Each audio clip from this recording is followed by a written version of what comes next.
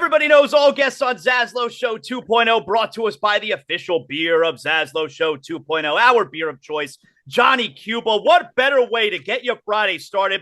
You sit in front of the television, you're watching the tournament, you got a six-pack of Johnny. European roots with a Caribbean soul, a refreshing German lager in a can. Pick up a six-pack now. Your local Sedanos, Presidente, Winn-Dixie, Fresco y Mas. Of course, you remember to get that picante hot sauce made with the finest Jamaican peppers at Broward Meat and Fish. Always drink responsibly. And don't forget Johnny Cuba's mantra, stay tranquilo. So all the focus, on ZASLOW Show 2.0 for the last week, really few weeks, has been the Canes, the tournament.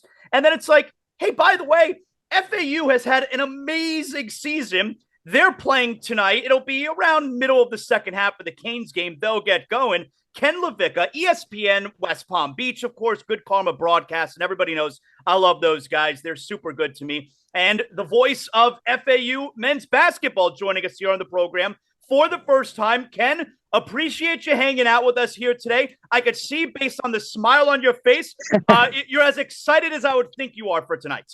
Yeah, Daz, this whole season has really been one big blur. 31 wins, no matter the program. That's super difficult to do. And won the regular season in Conference USA, won the Conference USA tournament. And so now it's a matchup with Penny Hardaway in Memphis and Columbus. And it's super exciting. This is a program that has basically been, well, for lack of a better word, nothing for quite some time. And to have this season is pretty remarkable. And for South Florida to have two NCAA tournament teams is really awesome for the region. I remember there was one point in the middle of the season where and now look, I'm not dialed into the college basketball season throughout. I'm not sitting here trying to fake anybody out. I'm into the tournament, of course, but I'm not dialed in all throughout the season. And then at one point I heard someone mention just how good FAU is, and they're ranked. I'm like, whoa, hold on a second. Florida Atlantic University, they have a great basketball team. And so now I'm starting to notice, what was the expectation going into this season? Well, FAU was picked to finish fifth in Conference USA, and Dusty May, the head coach, he was a former assistant at Florida under Mike White. He came in, and there's been incremental progress. Year one was a rebuild, but that year picked up a win at Illinois, at UCF. That was the year UCF almost knocked off Duke in the NCAA tournament. Then the next year, a greater win total. The next year, above 500 in Conference USA play. Last year, strong finish to the season, made it to the quarterfinals of the league tournament, and then it's all culminated in this season.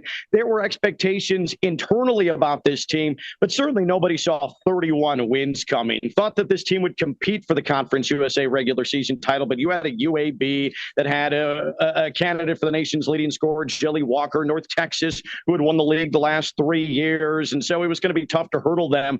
But FAU went 3-1 against them in the regular season, had multiple wins in quad one at Florida. It was that win at Florida very early in the year where you started to say to yourself, wait a minute, there might be something here. And then Florida Atlantic started blowing out teams in the non-conference. Florida Gulf Coast beat them by over 30, beat Bryant, an NCAA tournament team from a year ago, pretty handily. Northern Kentucky, same thing. And so that's when you started to feel, all right, well, this is a basketball team. And FAU got as high as number 19 in the nation. So it's really been a whirlwind, but this team has really been confident all year long. When's the last time FAU was in the tournament?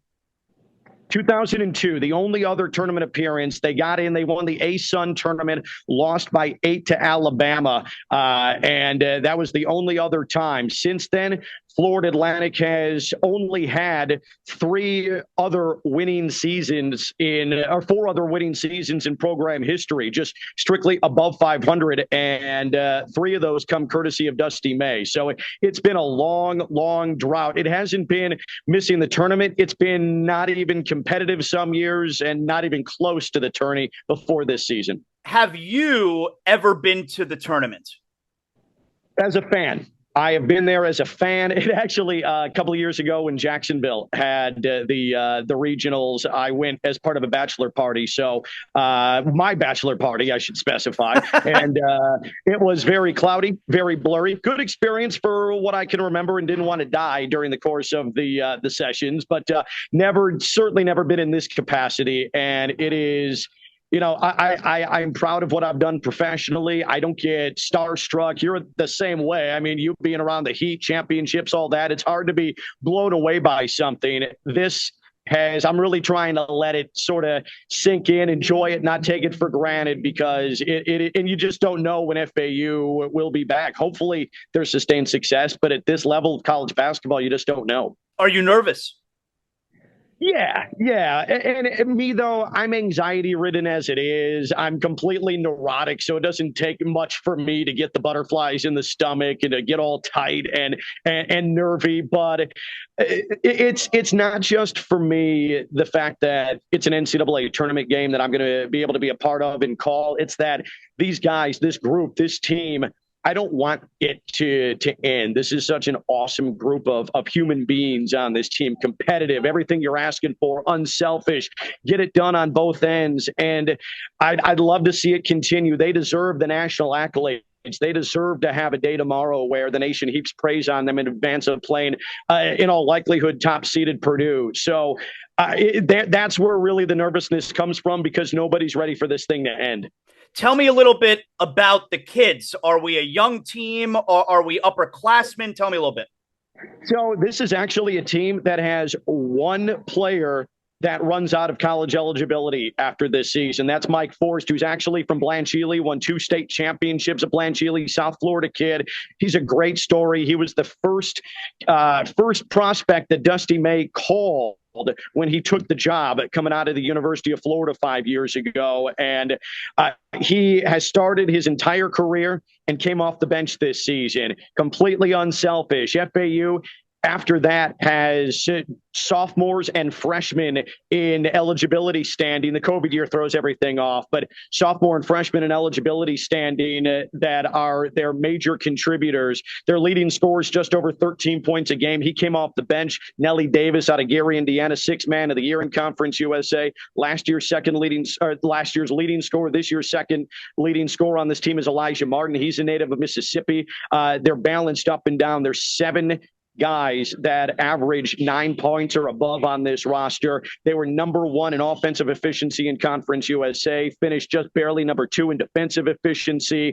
So these guys really take pride both sides of the ball. It's a bunch of then role players who could start, but Dusty May has handled it like hockey ships. You start your first 5, you bring in 4 at about the 12-minute mark, and you completely retool the 5 on the floor. It's really unique. I've never seen anything like it. And it is an extremely unique basketball team. They play a very Euro style, a lot of movement, spacing on offense, a lot of switching defensively. And then they have a big man from Russia in the middle, 7'1" Vlad Golden, who has one of the sickest names for a big Russian in all of college basketball. And he's a stalwart underneath, and another South Florida kid behind him. He's a sophomore in class standing, Giancarlo Rosado, who's from Palm Beach County, went to Palm Beach Lakes High School. So a lot of different backgrounds, but a lot of guys who pull in the same direction. How about the student body, the alumni? Do we have some people traveling? Yeah, so actually Florida Atlantic at the Conference USA tournament in Frisco, Texas. They have the league tournament at the Cowboys practice facility, the Star in Frisco. Very unique setup. And FAU students ended up outnumbering every other fan base except for North Texas that is about 20 minutes away from Frisco. I could not believe it. It was jaw-dropping to me. And keep in mind, Zaz, I can't tell you how many times over the last 16 years as the voice of FAU, I've seen basketball games with 150, 200, 250 people in the stands. Yeah. And then this year, FAU sold out every game from January 1st on. I never thought I'd see a ranked FAU basketball team. I was beginning to think I'd never see FAU in the NCAA tournament. Certainly never thought I would see consecutive sellouts. Turns out the entire calendar year was sold out for FAU, and that has now it's extended into the postseason, and it will here at the NCAA tournament. It's amazing how many alum you find of FAU, how many FAU fans you find when they're winning. It's the true South Florida experience. Give people a reason to give a damn. And FAU has, and now the fans have come out, and I feel good for the guys because they deserve it. But it's always been FAU. smaller school. You just go play your ball. But now this is wait, we do have a fan base. We do have people that follow us, that care what we do. That's really raised the achievement level of the season too. And I don't care if they come out of the woodwork, join the bandwagon. It's been awesome to have these people around, and there's going to be plenty of red in Nationwide Arena tonight in Columbus. Is it hard not to get ahead of yourself where, like you said, if the winner of tonight's game is likely going to play Purdue, so is it hard to not get ahead of yourself where you want to have that matchup where like all eyes are on you playing a number one seed? Like you, Zaz, I live in sports talk show world. So part of what we do is to speculate and hypothesize. And sure, my sports talk brain is looking ahead to a potential matchup on Sunday. But being embedded with this team, being around this team, I promise I'm trying not to sound as cliche as possible, but Dusty May truly keeps everything insulated to the situation at hand. And I will say this, if you're the players, you know Penny Hardaway, you know the name, you know Memphis, you know Kendrick Davis, who is one of the best guards in the nation. These guys love ball, they watch ball, they know ball. So for them, it's easy to not look ahead because this is a Memphis team that certainly grabs a lot of headlines. If you are into college basketball, you're 100% aware of these dudes. They have the high-profile head coach. So for me, maybe it's a little difficult to look ahead. What tempers that is the fact that it took me 17 years at this institution to get to an NCAA tournament. So I'm not looking ahead to anything. You can never tell when something's going to begin or end. Let me give you a little sports talk show question here. Of course, Ken hosts Middays out there, 106.3 FM, West Palm Beach, ESPN. I've been talking about it on the show today where, yesterday you saw Princeton gets the upset, Furman gets the upset.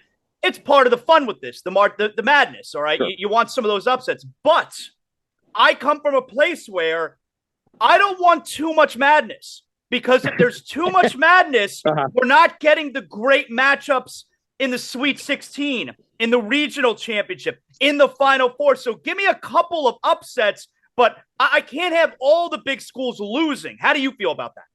So I think you fall in line with the NCAA and the selection committee. There's a reason that FAU got underseeded, should have been a 7 or an 8 seed. And there's a reason that FAU was placed against Memphis as opposed to Auburn or Iowa, because the conventional wisdom, the TV numbers tell you that, people are probably going to be more prone to tune in to the Sweet 16, to the Elite 8. You have those big fan bases if an Auburn is there, if a Power 6 school is there. So I'm with you from that standpoint. I don't love to see everything overrun by smaller schools. That's where FAU being in an 8-9 is interesting, because I've heard the term Cinderella slapped on them, a potential Cinderella, but I'm not sure you can be a Cinderella as a 9 seed. The only thing that makes FAU a Cinderella is that this is new territory for them, but an 8-9 Memphis FAU, whoever comes out of this, they could knock off a number one, but there's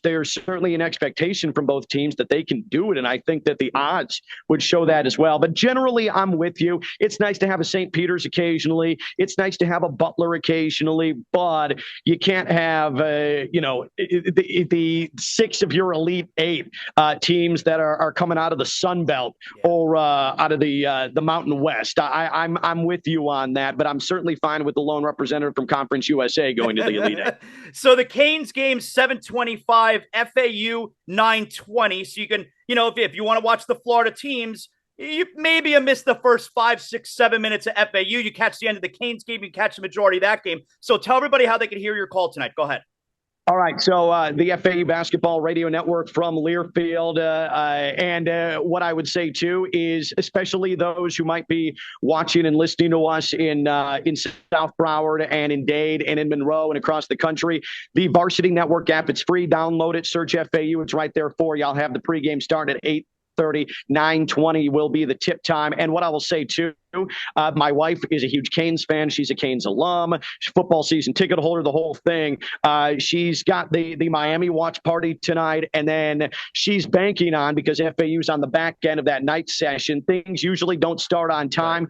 She's banking on, hey, the Canes game will end, a win over Drake, and then it's tuned to FAU in time for tip, maybe more around like 9:30 or so. So follow my wife's lead. She's got it locked down. She's got the Canes FAU double tonight. But yeah, 8:30 pregame, 9:20 tip off, and I think the most reliable way to hear it is on that free Varsity Network app. You can even sync it up with your TV as well. Awesome. I'm excited. I'm looking forward to it. We got, there's no Panthers tonight, no Heat tonight. So I'm dialed in starting at 7:20 for the next, maybe 4.5, 5 hours with the Canes and with FAU. Thank you so much for hanging out with us here this morning. I appreciate it, Ken. Good luck tonight, man. Zaz, appreciate you. Thanks, man.